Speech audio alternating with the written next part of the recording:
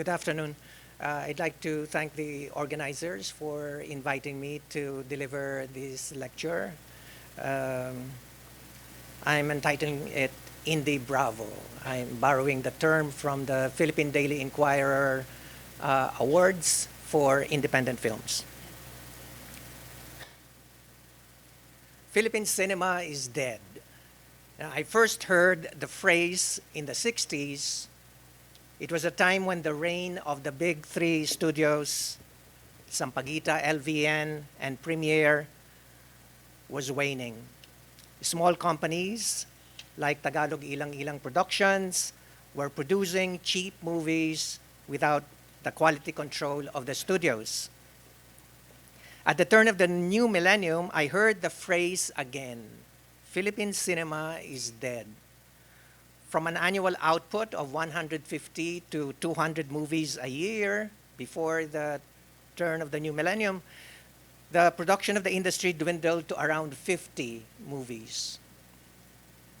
Jose Javier Reyes was not as bleak in describing the state of Philippine cinema, but he said that it was, quote, in the ICU. Fortunately, this thing called independent films came to the rescue and kept Philippine cinema alive.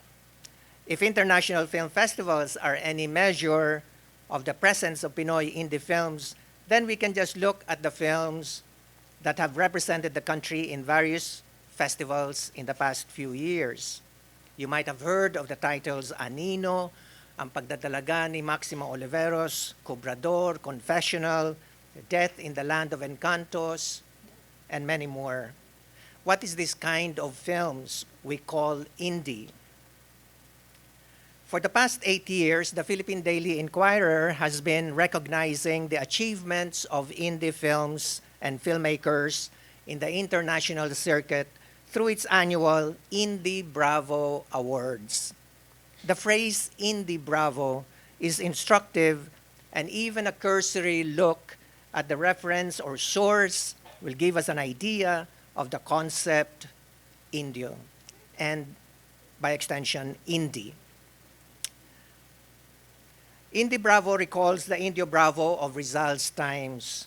The Spanish colonizers in our country referred to the indigenous peoples or natives as Indios. Rizal and the other Filipino expatriates in Spain, in a subversive turn, referred to themselves as Los Indios Bravos.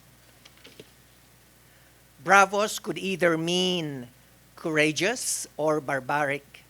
By calling themselves Los Indios Bravos, Rizal, Juan Luna, and their fellow Filipino expatriates owned the derogatory term and twisted it into an expression of resistance and a mark of distinction. Los Indios Bravos certainly is also an exclamation of pride, of admiration, of approval for the Indios. Bravo, great, galing, yes. Thus, the biography of Jose Rizal, written by his granddaughter Asuncion Lopez Rizal Bantug, is entitled Indio Bravo, the story of Jose Rizal. In the mid-60s, Beatriz Romualdez, returning to Manila from the United States, saw the need for a watering hole where artists and other people with unconventional taste and bent could unwind and talk and conceive of great things to do. She put up Café Los Indios Bravos that became, quote, the epicenter of pre-martial law Bohemia that gave breathing room to the artists, diplomats, and revolutionaries suffocated by the strictures of 1960s Manila. The late Bayani San Diego Jr. of the entertainment section of the Philippine Daily Inquirer writes about the Indio Bravo Awards, quote, like the Indios Bravos of the 19th century, these present generation's artists are traveling to distant lands to share the Filipino story, a narrative of resistance, a tale of struggle and hope, unquote. So Indie Bravo echoes the expression that is rooted in subversion, resistance, difference. In our reflection on indie filmmaking, it would be instructive to keep in mind the connection of indie to Indio. Film in our country, being a borrowed or imported medium, was patterned after foreign models, particularly the Hollywood variety. After World War II, the American system of the mid-40s and 50s was a small version of Hollywood. Sampaguita, LVN, and Premiere, the big three studios, copied the factory-like system of Hollywood, each identified with a particular genre of movies. LVN with comedy musicals, Sampaguita with melodrama, and Premiere with action movies. Conventions of Hollywood storytelling and film language became the dominant form. The studio system eventually lost its hold on the industry, hampered by studio fire or labor problems and competition. Smaller companies came into the picture, and big stars like Dolphy, Fernando Poe Jr., Amalia Fuentes, and others played a role in competing against the big studios by putting up their own production companies. In the 60s, it was a free-for-all situation. Moreover, the sexual revolution of the 60s in Europe and America only exacerbated the problem. The bomba movies, or soft pornographic films of 1970, ushered in by movies like Uhaw, brought Philippine cinema to the pits. And if there's Uhaw, there must be Uhaw na Uhaw. This is not to say that Philippine cinema in the 60s was all trash. In fact, filmmakers like Lamberto Avellana and Gerardo de Leon made what would arguably be their best works in the 60s. How did that happen? Avellana and Gerardo de Leon did their thing outside the mainstream. In the mid-60s, Antonio Villegas, mayor of the city of Manila, organized the Manila Film Festival, 1965, to give a boost to the ailing industry.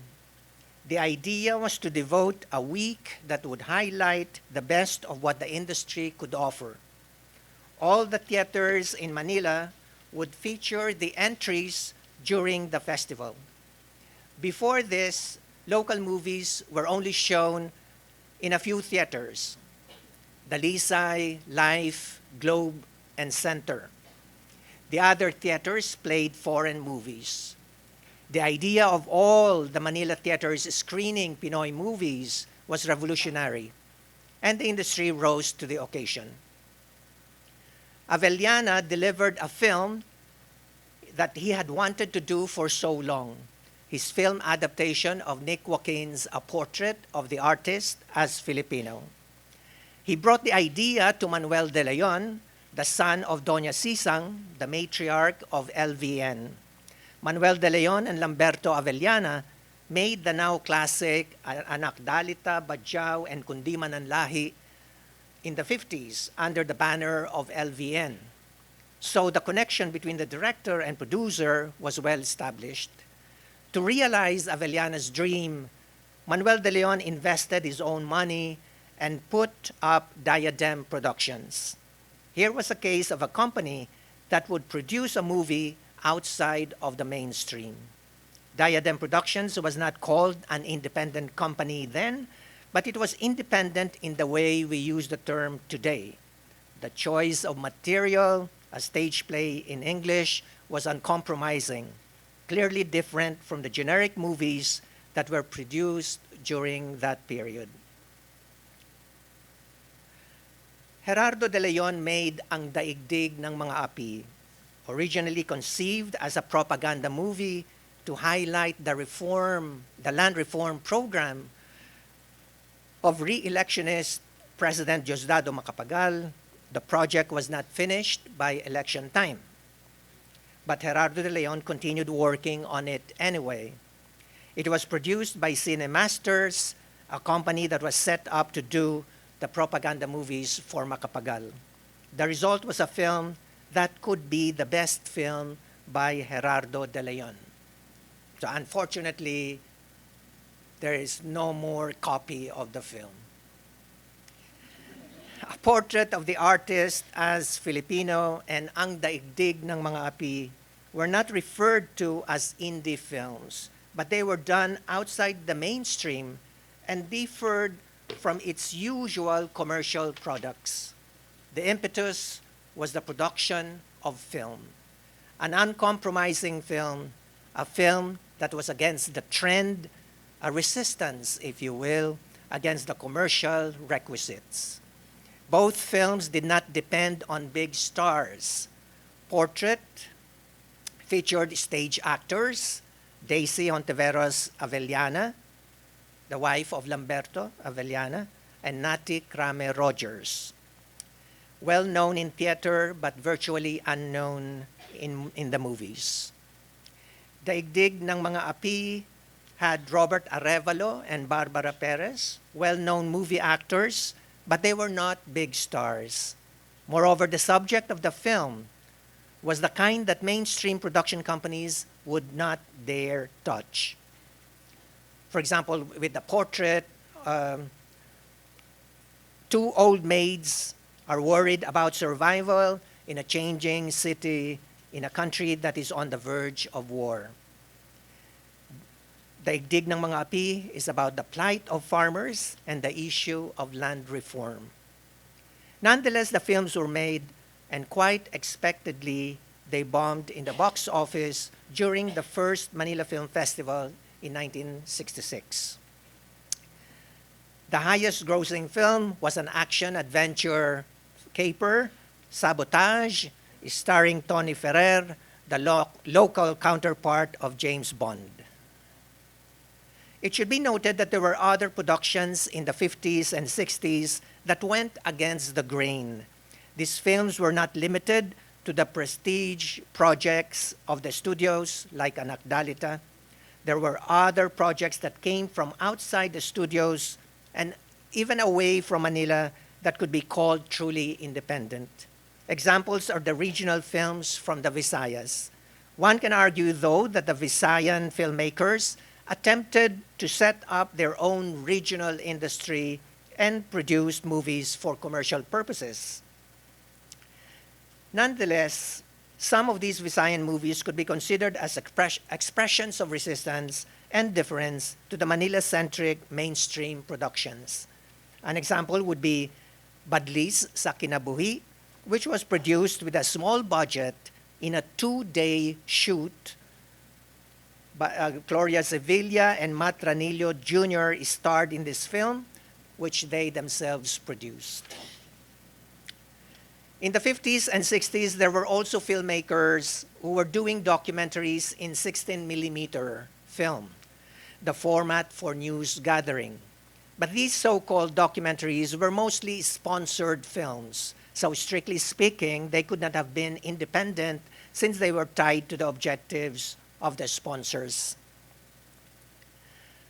But during this period, there were a few filmmakers who made 16mm film documentaries that we could consider really independent. The term used was underground filmmaking, mainstream filmmaking being above ground. There was Henry Francia, who did On My Way to India Consciousness, I Reached China in 1968. In 1974, while Lino Broca, Mike De Leon, and myself were doing Maynila sa mga kuko ng liwanag, Eric De Guia, before he officially changed his name to Kidlat Tahimik, was doing Mababangong Bangungot, a personal documentary fiction film that he shot on 16mm and was eventually screened in the Berlin International Film Festival. In the 70s, aspiring filmmakers of Broca's generation had to break into the industry. They could not do their films outside the mainstream. There was no way. They had to break into the industry. There was no other way. The cost of full-length feature filmmaking was prohibitive. Film format was expensive, whether on 35 millimeter or 16 millimeter. Equipment was not readily available. The process was daunting. You shoot, you send your film to the lab for processing, you edit the work print, you do the sound mixing, you conform the edited work print to the negative, you send the conformed material to the lab and order your release print. Very complicated process. Filmmaking outside the industry was a luxury. Fortunately, Broca and Bernal paved the way for a new generation of filmmakers, directors, screenwriters, cinematographers, production designers, editors, music composers and scorers, actors, and other production staff. Filmmaking in colleges and universities, on the other hand, also gained popularity in the 70s. The shooting format was Super 8 millimeter. The regular 8 millimeter or Super 8 millimeter was the format for home movies at that time or for amateur film enthusiasts. A young filmmaker then who made a name for his short Super 8 millimeter films was a college dropout named Raymond Red. He did experimental films like Ang Magpakailanman. Later, he would shift to 16 millimeter when funding became available. And a host of new filmmakers got their baptism of fire shooting in Super 8 millimeter, like Nick De Ocampo, Joey Agbayani, Mike and Juan Alcazaren, Mac Alejandre, Trina Dairit, Manny Reyes, and many others. In the 80s, the videotape technology was widely used with the Betamax, VHS, and the industry standard then, U-matic tape, later the Betacam. Kodak Philippines stopped distributing Super 8 millimeter film, and it signaled the end of Super 8 millimeter filmmaking in the country. Schools had to shift to the new video technology. So, besides the sporadic independent filmmaking that was happening outside the mainstream industry, there was the lively student filmmaking. The Experimental Cinema of the Philippines and the Cultural Center of the Philippines sponsored film festivals that featured these student films. At the turn of the new millennium, a revolution happened in filmmaking technology. Analog gave way to digital. Filmmaking became more democratized. Shooting equipment and editing with the computer became accessible. Independent filmmaking became more feasible. There was no more reason not to be able to shoot one's dream film. In the 70s, when we broke into the industry, I thought we were already doing films in the mainstream of the industry, until I realized that we were just in the fringes, along the periphery of the industry. The center of the mainstream was the first world of filmmaking. The second was the periphery. The third world was outside the industry, the space for independent or indie filmmaking. The indie filmmakers were the outsiders. Motivation distinguishes each world from the other. In the mainstream, the motivation to make films is essentially commerce. Films are made in the mainstream to make money. Film, therefore, is a commodity that one can offer in the economics of filmmaking. It is quite ironic that the film industry is always referred to as art and science, when it is primarily business. Truly, filmmaking is both art and science, but it is also business. And as business, the mainstream has developed conventions that would facilitate the production of money. There are conventions in storytelling and conventions in film language that have proven to be effective in the business. Thus, filmmaking in the mainstream has become formulaic. Veering away from the formula or the prevailing genres can be detrimental to the enterprise. Any filmmaker who wishes to work in the mainstream has to accept the fact that he is an instrument of making money and therefore has to follow the rules. Anyone who cannot fathom that this truth is doomed to be disappointed. This characterization of the mainstream is not an aesthetic judgment. It is a mere description of what mainstream filmmaking is all about. Along the periphery, the motivation is more than making money.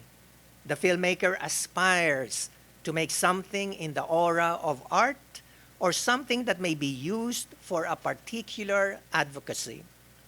The filmmaker wants to make money too, of course, but it seems that the motivation to create and or communicate takes precedence over commerce.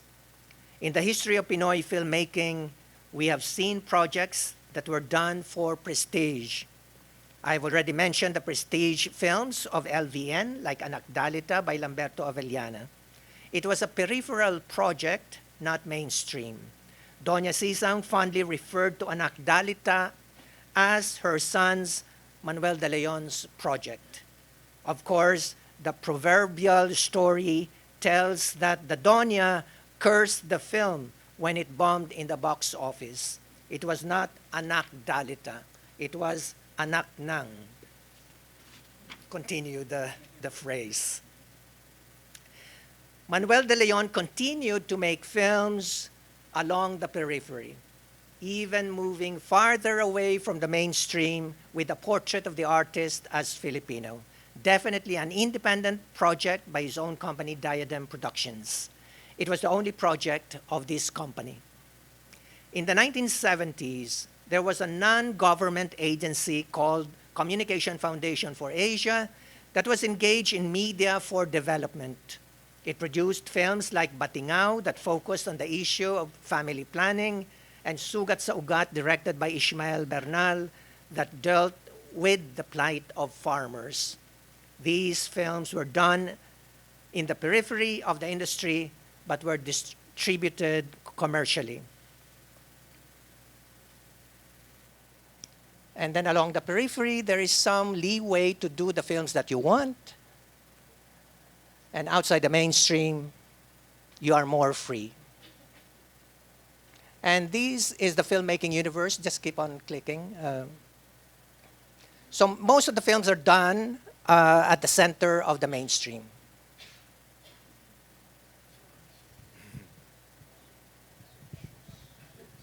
You might have seen some of these films. That it's a conglomeration of different films that have happened through the years. Imagine a film like Anakan Mo Ako, and but as when you go farther away from the center of the mainstream, then you can see the better films like The Maid in London, Jose Rizal, Santa Santita, General Luna, and then go on.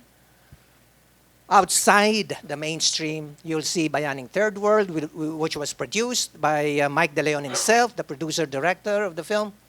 Kusina, a Cinemalaya independent film. Bunso, a documentary by Ditze Carolino. Astig is one of the early indie films done in the mid-90s. Batang West Side by Love Diaz. Anino by Raymond Red. Kinatay by Brillante Mendoza. Citizen Jake by Mike De Leon. And then there's another one, Panahon ng Halimaw by Love Diaz again. So the films outside the mainstream, the filmmakers are free to choose what they want to do. And they can make it in their own way, not following the conventions, not following the genres. In the mainstream, you follow the genres. Today, rom-coms are popular because they earn in the box office, right? So you have to do a rom-com film. But outside the mainstream, outside the center of the mainstream, you can do the films that you want. And you can do it as long as you want, right? The running time can be as long as you want. Like Love Diaz, films, they run for 5 hours, 10 hours, or 12 hours. Love Diaz doesn't care, right? If you're going to stay and watch for 12 hours, but he's going to do his thing, that is what he wants to do, and he can do it outside of the mainstream. So the independent filmmaking development allowed a lot of indie filmmakers to do the films that they want. And looking at Lino Broca's films, many of his films were done at the center of the mainstream. When he established himself in 1970, when he entered the movie industry in 1970, he worked for Leia Productions, and he did a lot of commercial films. And then he continued, and he established his name. And then later on, he was able to form his own company, Cine Manila, which produced Tinimbang Ka Ngunit Kulang in 1974. The production of Tinimbang Ka Ngunit Kulang inspired other filmmakers and producers to do their own films. Like Mike De Leon did produce Maynila sa Mga Kukunan Liwanag, when we realized that there's an audience out there and we can do the films. So Mike De Leon established Cinema Artists Philippines and did Maynila sa Mga Kukunan Liwanag. Mike De Leon, he just made one film at the center of the mainstream, Hindi Nahahati ang Langit, and the experience was not quite good, and he decided to take out his name from the film. But now he's older, and he includes it in his filmography. Many of his films are done along the periphery. Kakabakaba, Sister Stella L, Batch 81, Kisap Mata, Itim, along the periphery. Done by companies, mainstream companies, but with a different purpose. And then outside, he did Ali One Paradise. Ali One Paradise was produced by the Asian Center of the Japan Foundation. It involves, aside from the Filipino filmmakers, it involved filmmakers from Thailand, Japan, and Indonesia. Bayaning Third World was produced by Mike De Leon himself. Mike was supposed to make the Rizal film during the centennial celebration. But again, it fell through, and GMA Films, which was producing it, chose Marilu Diaz-Abaya to do the Rizal film, which became Jose Rizal. And so Mike De Leon wanted to do his Rizal film, and so we brainstormed on the project, and we came up with Bayaning Third World. Citizen Jake, his latest film.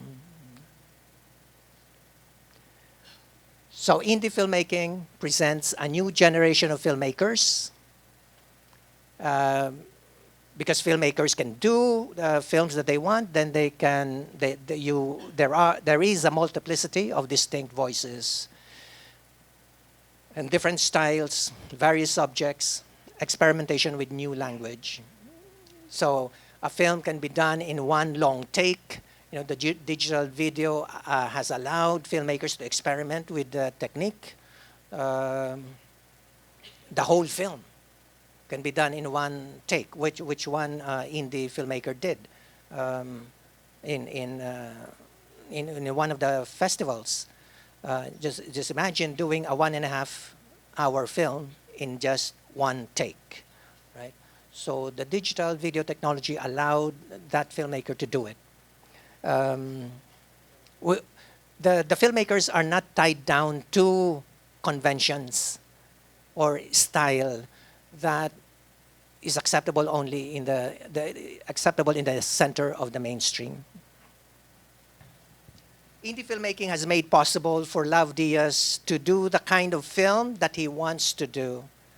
Diaz, after his traumatic excursion in the mainstream of the industry in the 90s, through Regal Films' Pitopital brand of filmmaking, regained consciousness and is now making films without regard for conventions in the industry.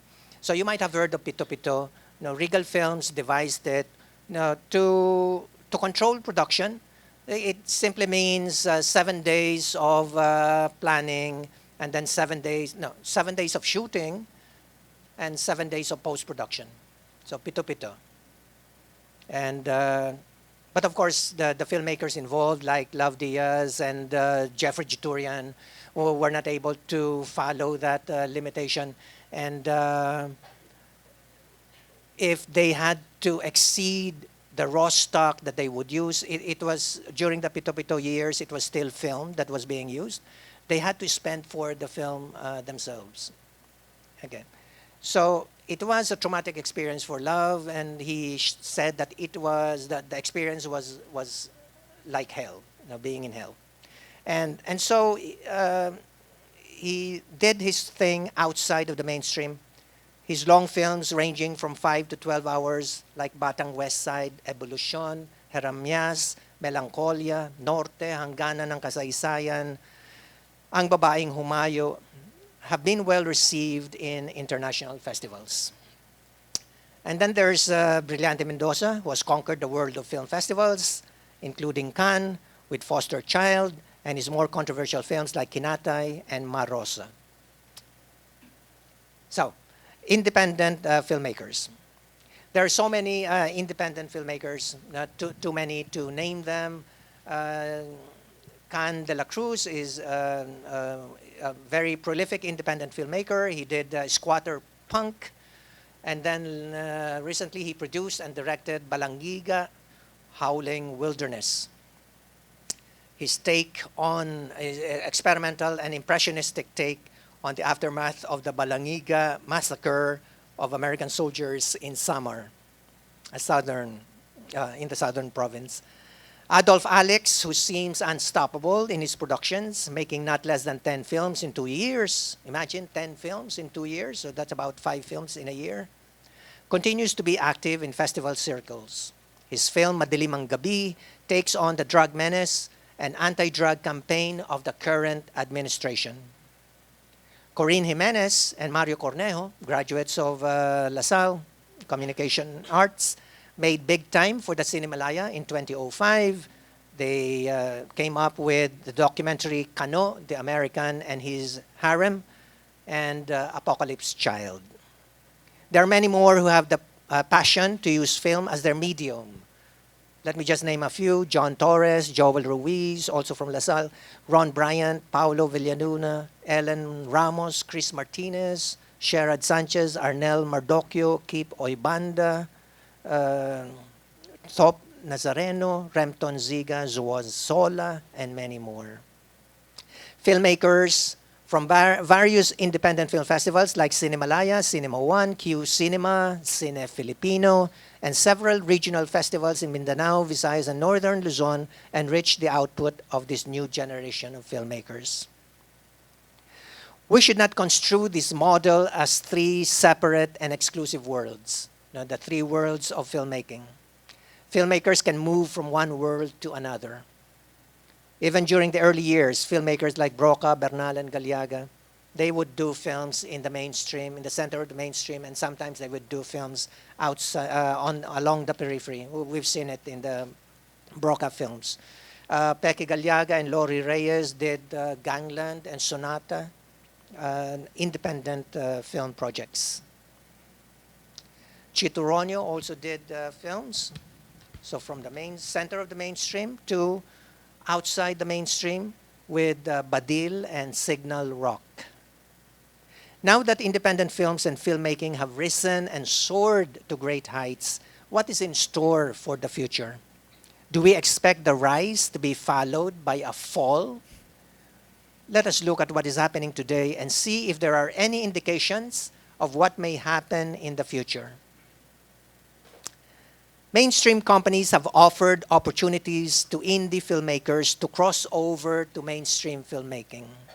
So when the mainstream companies like Viva Films realize that, hey, there is a lot of talent here. So they hired some of these filmmakers, and these filmmakers crossed over to Viva doing mainstream films. But unfortunately, these migrations to mainstream filmmaking have not been successful. Usually the indie filmmaker finds out quite belatedly that working in the mainstream means essentially losing one's freedom. But a few have been successful.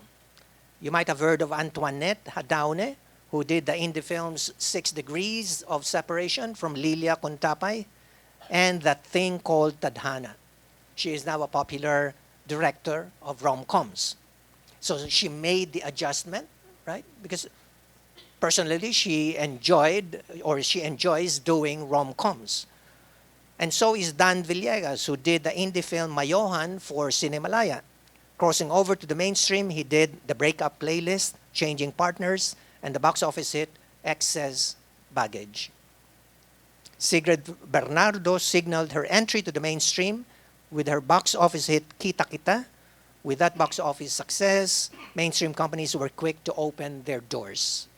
So filmmakers who cross over to the center of the mainstream, they have to make adjustments. They can't do what they do outside of the mainstream. They have to do what they do in the mainstream. Aside from mainstream companies opening their gates to indie filmmakers, there are companies that are indie at heart but aim to break into mainstream distribution and exhibition. For example, 1017p of Paul Soriano.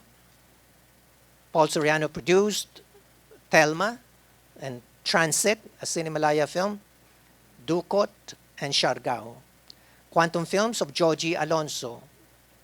Quantum Films produced Posas, Extra, and Pinay Beauty. And TBA is Tuko, Buchiboy, and Articulo Uno that produced General Luna, Goyo, Birdshot, smaller and smaller circles. Among these production companies, TBA is the one that does not scrimp on budget, investing on projects that are not mainstream, and pushes their films through commercial exhibition circuit. TBA is independent, but struggles to coexist with mainstream companies like Regal, Star Cinema, and Viva Films. There are also developments in exhibition. Recent years have seen the appearance of micro theaters, Cinema 76 of TBA Studios, Black Maria Cinema, and Cinema Centenario. Add to these the Art House Cinema of the Cultural Center of the Philippines, the Manuel Conde Theater, and the Cinematech Manila of the Film Development Council of the Philippines.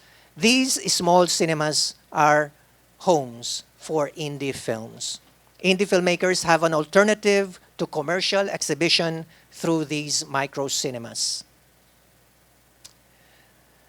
As far as audiences are concerned, there is no shortage of film festivals that offer great alternatives to the usual commercial fare in mainstream theaters. Aside from the indie film festivals in Manila, for example, Cinemalaya, Cinema One, Cine Filipino, Q Cinema International Film Festival, To Farm Film Festival, Sinag Maynila, and in the regions, Sala Mindanao, Cine Kasimanwa, there are the annual festivals offered by the embassies and foreign cultural centers, Cine Europa, French Film Festival, German Film Festival, Italian Film Festival, Silent Film Festival, Agasai, and others. Local indie films and a variety of classic and contemporary foreign films are available to film enthusiasts.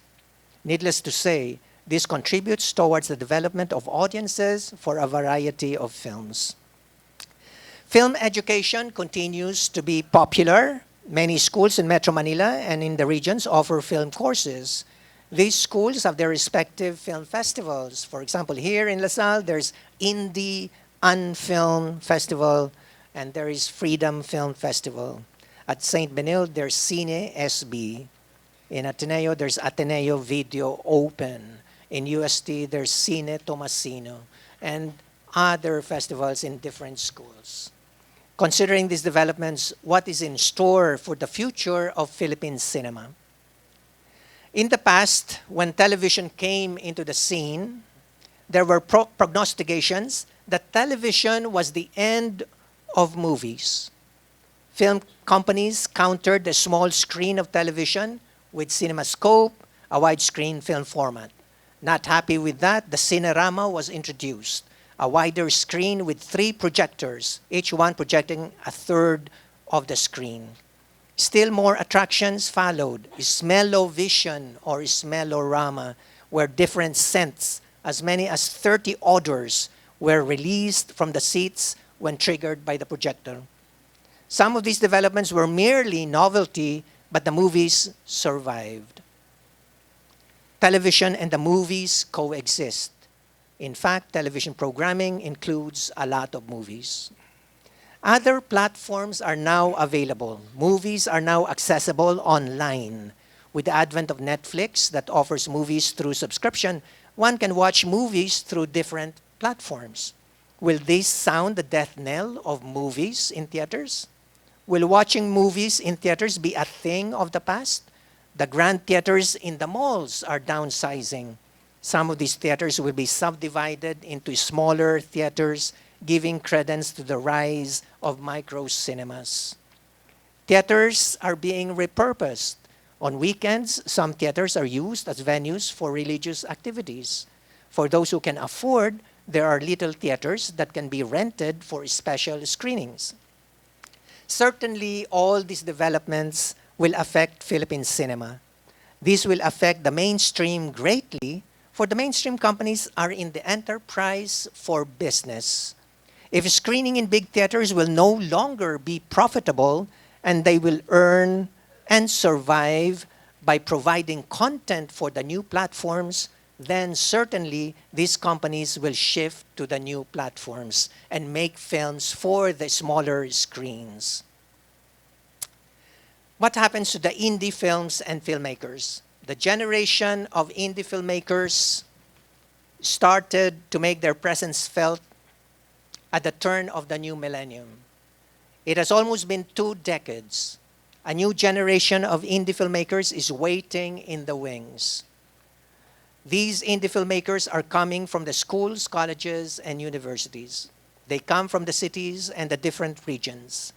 If they remain true to the idea of indie, that is, they have a cause to resist the mainstream forms of filmmaking, then they will continue to struggle against all odds to be free. The indies will not only survive, they will continue to flourish and keep Philippine cinema alive. Thank you.